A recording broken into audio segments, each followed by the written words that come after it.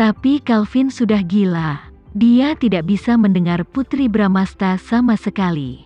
Ia hanya ingin melampiaskan amarah, dendam, dan kebenciannya. Semua ini karena Randy yang telah menyebabkan keluarga Addison menderita serangan terhebat dalam sejarah keluarga dalam waktu sesingkat itu. Keluarga Addison dikalahkan sepenuhnya. Oleh karena itu, mereka yang ada hubungannya dengan Randy, terutama yang dekat dengannya, semuanya adalah musuhnya. Dia ingin Randy merasakan bagaimana rasanya menyaksikan tanpa daya ketika orang yang paling dia cintai meninggal. Dia meraih tangan putri kecil dan dia menangis kesakitan. Orang jahat, lepaskan aku. Putri Bramasta memeluk putri kecil sementara Calvin meraih lengan putri kecil dan menariknya dengan kuat. Jika terus seperti ini, lengan putri kecil mungkin akan terkoyak olehnya. Hati Putri Bramasta terasa sakit. Dia tidak ingin melihat putri kecil kesakitan, jadi dia melepaskan tangan yang memegang putri kecil. Begitu Putri Bramasta melepaskannya, Calvin mengangkat putri kecil bangun. Dia mengangkat putri kecil tinggi-tinggi dan berkata, "Anak kecil, aku orang yang sangat jahat. Tahukah kamu apa yang akan dilakukan orang jahat ketika dia menangkap seorang anak? Orang jahat besar." Wah! Putri kecil berteriak kesakitan karena lengannya hampir terkoyak oleh kekuatan tadi. Saat orang jahat itu menangkap gadis kecil itu, dia akan menjualnya, atau... Calvin menatap wajah putri kecil, yang mirip dengan wajah Randy, dan matanya berkilau karena dingin dan jahat. "Anak kecil, jangan salahkan aku jika kamu tidak bisa tumbuh dewasa. Salahkan ayahmu. Dia terlalu kejam dan tidak akan memberikan kesempatan kepada siapapun untuk hidup, jadi kamu hanya bisa menjadi korban." Dulu, Randy selalu menjadi orang paling populer di sekolah. Dimanapun Randy berada, tidak akan ada yang memperhatikan Calvin. Orang tua Randy telah saling jatuh cinta selama beberapa dekade, tetapi ayah Calvin berganti nama menjadi istrinya secepat dia mengganti pakaiannya. Ayahnya bahkan memiliki beberapa anak haram di luar sana. Randy telah mengambil alih Sandiga Group di usia muda dan membawa Sandiga Group menuju kejayaan baru. Tapi bagaimana dengan Calvin? Dia belum masuk manajemen inti grup Addison, dan anak haram ayahnya masih berjuang bersamanya untuk mendapatkan warisan.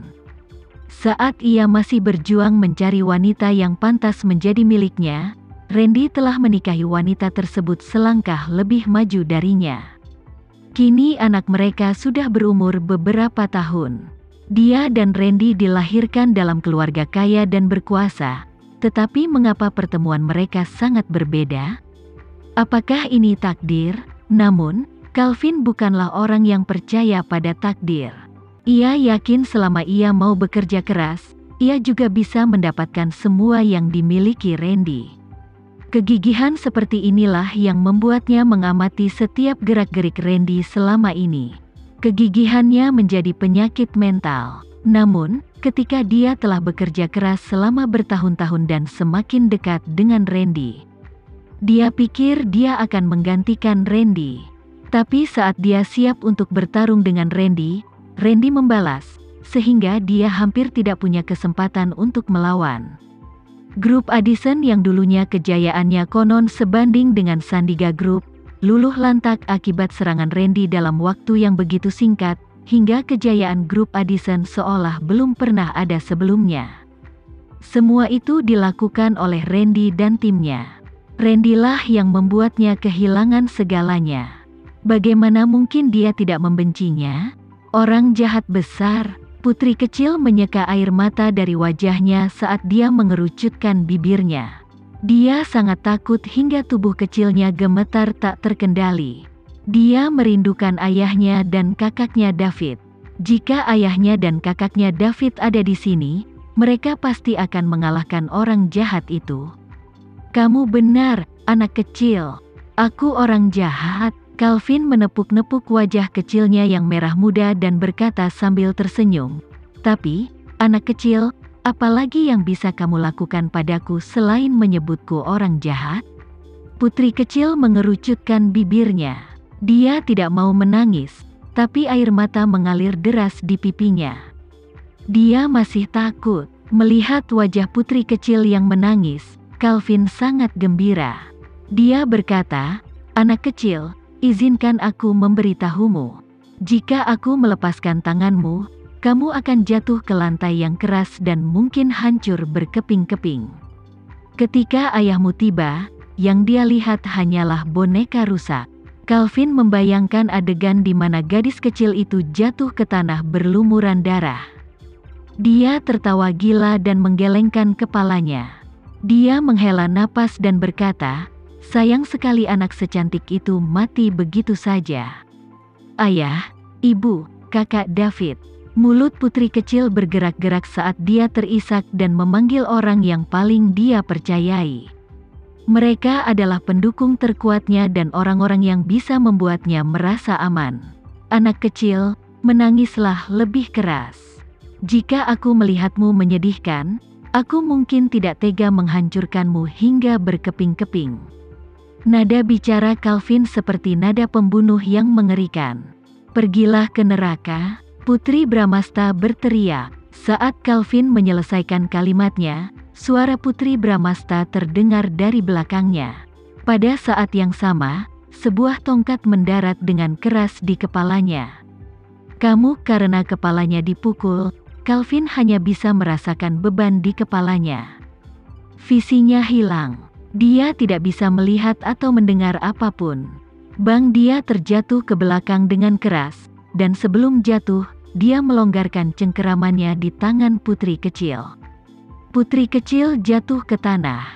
Putri Bramasta membuang tongkat di tangannya dan segera menangkap putri kecil. Karena putri kecil sekarang lebih berat dan Putri Bramasta sedang hamil, sangat sulit baginya untuk menangkap putri kecil. Dia hampir jatuh ke tanah dengan putri kecil di pelukannya. Untungnya, dia hanya terhuyung ketika menangkap putri kecil dan menyeimbangkan dirinya tepat waktu. "Ibu!" Putri kecil terjun ke pelukan ibunya karena ketakutan, dan kedua tangan kecilnya menempel erat pada pakaian ibunya. Tubuh mungilnya masih gemetar karena shock. "Sayang, jangan takut, ibu di sini. Ibu tidak akan membiarkan siapapun menyakitimu lagi." Putri Bramasta memeluk putri kecil dengan erat dan mencium keningnya berulang kali. Dia diliputi emosi, seolah dia telah menemukan harta karun yang hilang. Ya, putri kecil adalah harta paling berharga dalam hidupnya. Selama Putri Bramasta ada di sana, dia tidak akan membiarkan siapapun menyakiti bayinya. "Bu, aku tidak takut." Meskipun putri kecil sangat takut hingga dia gemetar, dia tetap menghibur ibunya dengan bijaksana.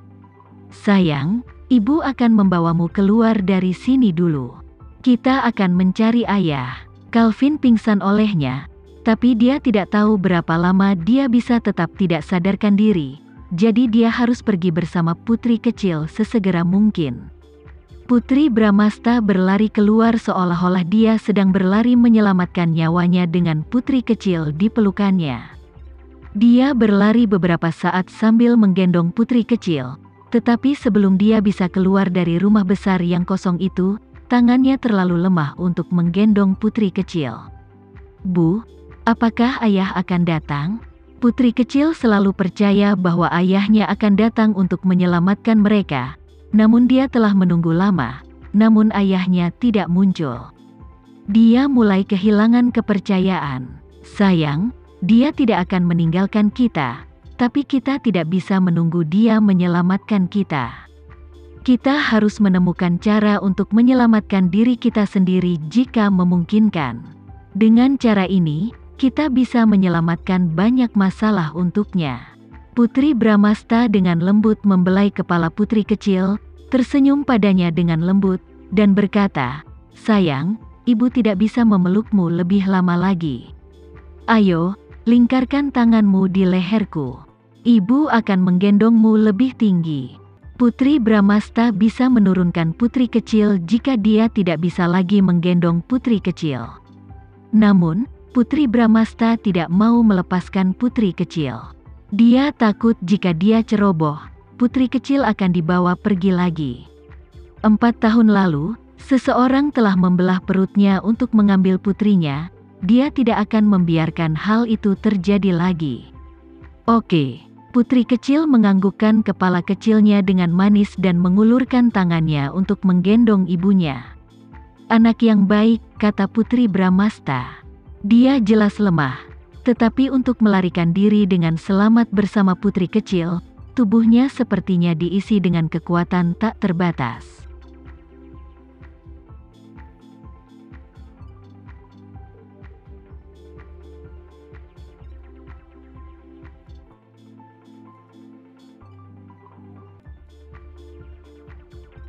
Sekian dulu ya video kali ini. Kita lanjutkan lagi videonya di lain waktu.